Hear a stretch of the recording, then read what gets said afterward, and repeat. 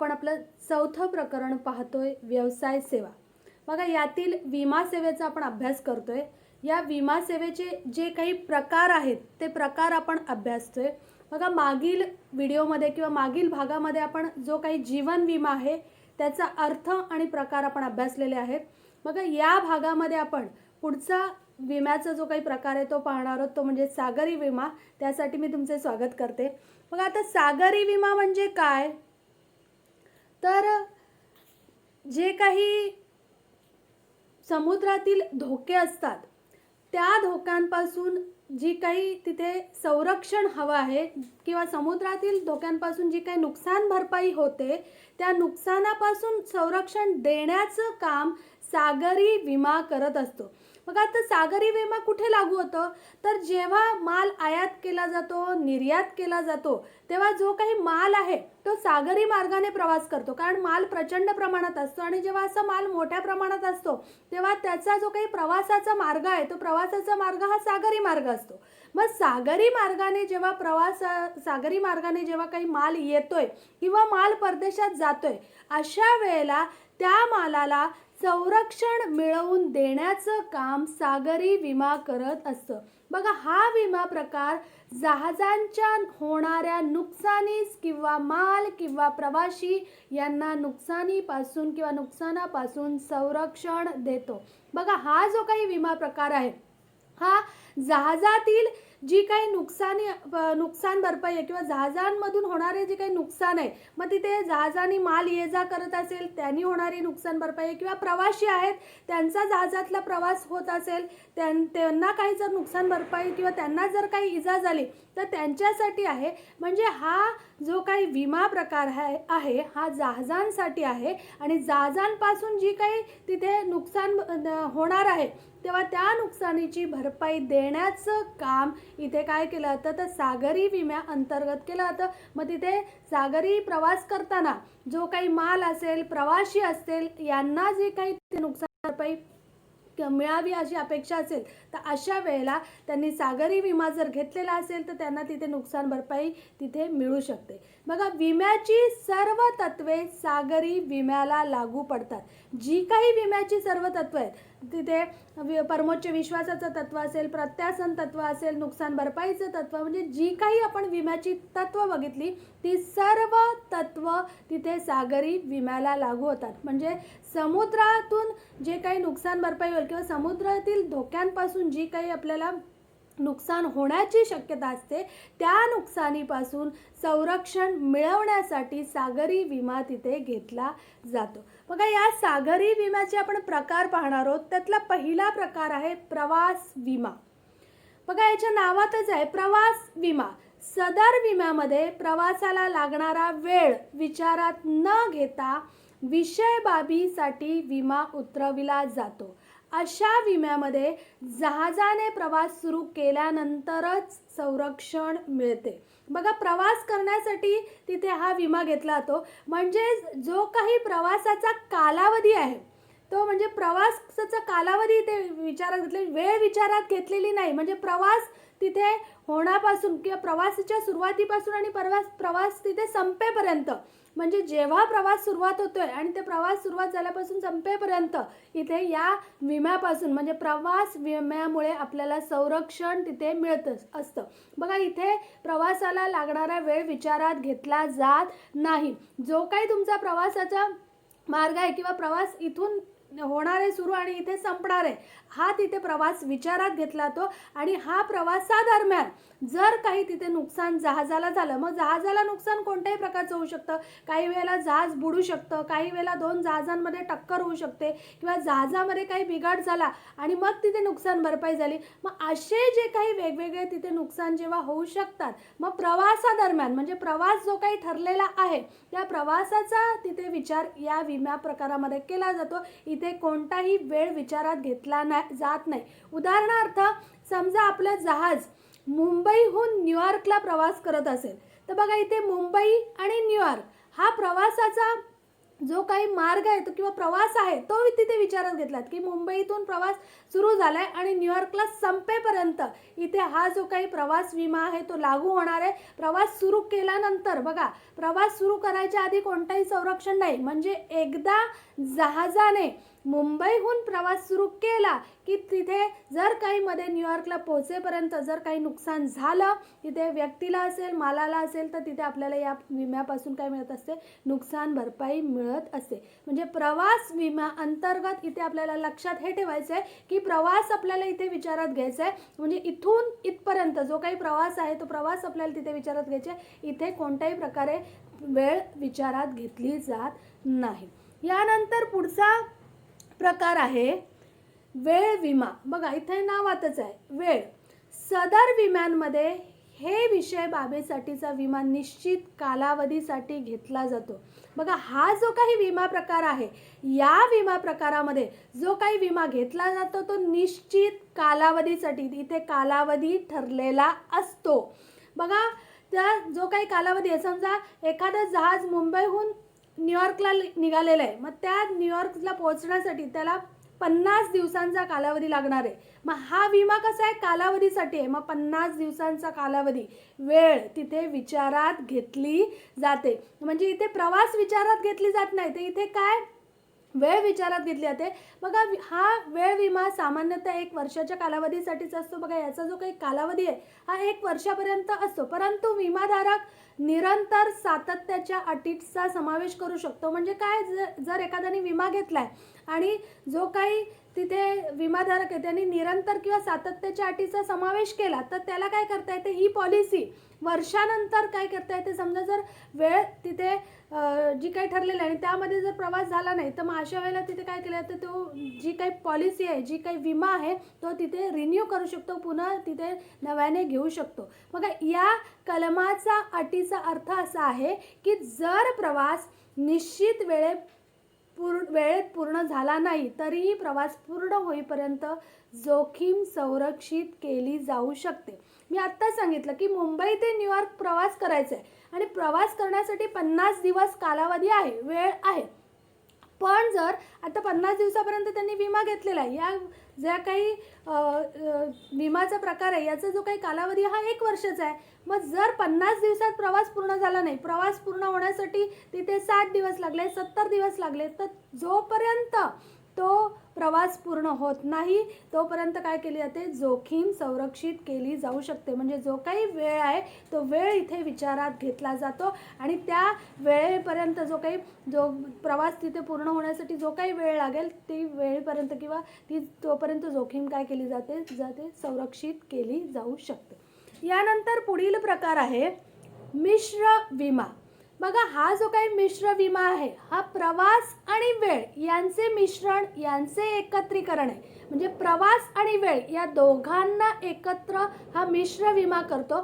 बघा इथे जो काही प्रवास विमा आहे आणि वेळ विमा या दोघांची तिथे जोखीम संरक्षित करण्याचं काम मिश्र विम्यामध्ये केलं जातं. इथे मिश्र विमा आहे, प्रवास आणि वेळ. बघा आता उदाहरण घेऊ, मुंबई ते न्यूयॉर्क हा जो काही प्रवास आहे हा प्रवास जहाज करणार आहे आणि त्यासाठी 50 दिवसांचा कालावधी लागणार आहे. बघा दोन्हीचा विचार केला गेला आहे. म्हणजे प्रवास पण आणि कालावधी पण. म्हणजे मुंबई टू न्यूयॉर्क जहाजाचा प्रवास आहे आणि त्यासाठी 50 दिवसांचा कालावधी लागणार आहे. दोघांचाही इथे विचार केला गेलेला आहे, म्हणून याला मिश्र विमा असं म्हणतात. म्हणजे दोघांचेही तिथे दोघांपासून काय मिळू शकतं, संरक्षण इथे मिळू शकतं. यानंतर पुढील प्रकार आहे मूल्याधारित विमा. बघा या विमा अंतर्गत विमा हमीधारक आणि विमाधारक यांच्यामध्ये ठरलेल्या मूल्याप्रमाणे मालाचा विमा उतरविला जातो. सदर बाबीमुळे ज्या मालाची किंमत अथवा मूल्य यांचे मूल्यांकन करणे अवघड असते अशा मालासाठी मूल्य निर्धारण करणे सुलभ होते. बघा काही वेळेला काय होतं की माल आहे आणि त्या मालाचं मूल्य निश्चित करणं फार अवघड असतं, किंवा माल तो जहाजावर चढणार, त्याचे जे काही कर आहे ते लागणार. मग अशा वेळेला जी काही मालाची तिथे रक्कम ठरवणं हे फार अवघड जातं. मग अशा वेळेला विमा हमीधारक म्हणजेच विमा संस्था आणि विमाधारक दोघं मिळून काय करतात, तर त्या जो काही माल आहे त्याचं मूल्य ठरवतात आणि मग मूल्य ठरवून काय करत असतात, त्याचा विमा उतरवत असतात. समजा जहाजावर माल आहे तिथे 10 लाखांचा, मग तिथे ठराविक असं ते मूल्य ठरवतात की बाबा या मालाचं अशा पद्धतीने तिथे नुकसान झालं तर या मालाची आपल्याला अशा पद्धतीची नुकसान भरपाई मिळाली पाहिजे. तर असं जे काही मूल्य आहे ते विमा हमीधारक आणि विमाधारक हे दोघं ठरवतात. काही वेळेला ज्या मालाचं मूल्य निश्चित करणं थोडं अवघड जातं, मग अशा वेळेला दोघं मिळून ती जे काही मूल्य आहे ते ठरवतात, म्हणून याला मूल्यधारित विमा असं म्हणतात. आणि मग जे काही संरक्षण आहे सागरी विम्यामध्ये ते संरक्षण मिळवण्याचं काम या अंतर्गत केलं जातं. यानंतर पुढील विम्याचा प्रकार आहे ब्लँकेट विमा. बघा, सदर विमा संरक्षणाच्या आवश्यक प्रमाणात जास्तीत जास्त मर्यादेसाठी घेतला जातो आणि विमा हप्त्याची संपूर्ण रक्कम विम्याच्या सुरुवातीलाच विमाधारकाकडून देय असते. सदर विम्यासाठी विमा उतरविलेल्या वस्तूंचे स्वरूप, विशिष्ट मार्ग, प्रवासाची ठिकाणे याचा अंतर्भाव होतो. बघा, हा ब्लँकेट विमा याच्यामध्ये काय केलं तर ते विम्याचं जे काही संरक्षण आहे ते जास्तीत जास्त मर्यादेसाठी घेतलं जातं. आता जास्तीत जास्त मर्यादेसाठी म्हणजे काय, मग वेगवेगळी जी काही तिथे कारणं आहेत, मग तिथे मालाचं स्वरूप, वस्तूचं स्वरूप अशा पद्धतीचं आहे, अशा स्वरूपाच्या वस्तू आहेत, विशिष्ट प्रवासाचा मार्ग असा आहे, जो काही बंदर आहेत या ठिकाणी प्रवास जो काही आहे त्या जहाजाचा प्रवास होणार आहे. मग अशी जी काही गोष्टी आहेत म्हणजे जहाजाच्या प्रवासाची ठिकाणं, जहाजाचे जो काही मार्ग आहे, वस्तूंचं स्वरूप, अशा वस्तू आहेत त्या अशा पद्धतीच्या आहेत, ते इतक्या कालावधीत पोचल्या पाहिजेत. म्हणजे अशा वेळेला तिथे ब्लँकेट विमा घेतला जातो, जिथे काय जास्तीत जास्त मर्यादा आहे की बाबा अशा तिथे नुकसान भरपाई होऊ शकते आणि मग इथे आपल्याला अशा पद्धतीचा जो काही विमा आहे तो तिथे विमा घ्यायचा आहे हे तिथे ठरविलं जातं.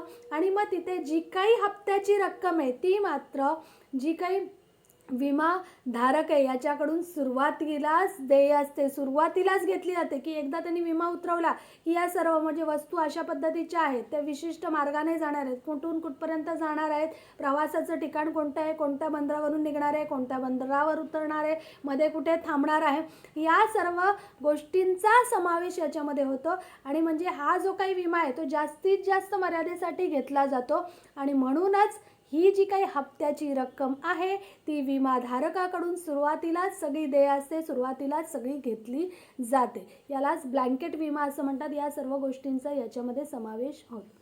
यानंतर पुढील विम्याचा प्रकार आहे बंदर जोखीम विमा. बघा, बंदर जोखीम विमा हा एखाद्या बंदरामध्ये जहाज नांगरलेल्या अवस्थेत असतानाच्या जोखमीपासून संरक्षण देतो.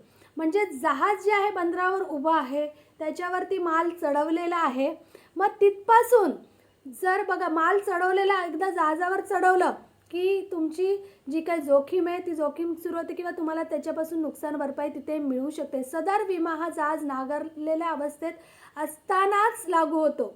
म्हणजे जहाज आपलं बंदरावर उभं आहे, त्याच्यावर माल आपण चढवलेला आहे, माल लोडिंग केलेला आहे आणि मग अशा वेळेला हा जो काही विमा आहे तो आपल्याला लागू होतो. आपण जर बंदर जोखीम विमा काढला मग बंदरावरतीच जोपर्यंत माल आहे, बघा माल प्रवासादरम्यान काही वेळेला खराब होऊ शकतो, तिथे जहाजांना काही तिथे समस्या येऊ शकतात किंवा जहाजाला नुकसान किंवा तिथे जहाज बुडलं किंवा जहाजांमध्ये टक्कर झाली, जहाजाच्या प्रवासामध्ये काही वादळ आलं, मग अशा काही समस्या तिथे होऊ शकतात. हे झालं प्रवासादरम्यान. पण जर जहाज बंदरावरतीच उभा आहे आणि आपल्याला मालाला संरक्षण पाहिजे असेल तर बंदर जोखीम विमा आपण घेऊ शकतो. म्हणजे जहाज नांगरलेल्या अवस्थेत असतानापासूनच आपण तिथे काय हा विमा जर घेतला तर आपल्याला तिथून संरक्षण लागू होतं. म्हणजे प्रवासादरम्यान नाही तर जहाज बंदरावर उभं आहे, आपला माल त्याच्यावर लोड केला आहे तर तिथपासूनच आपल्याला काय होतं तर या विम्याअंतर्गत संरक्षण प्राप्त होतं.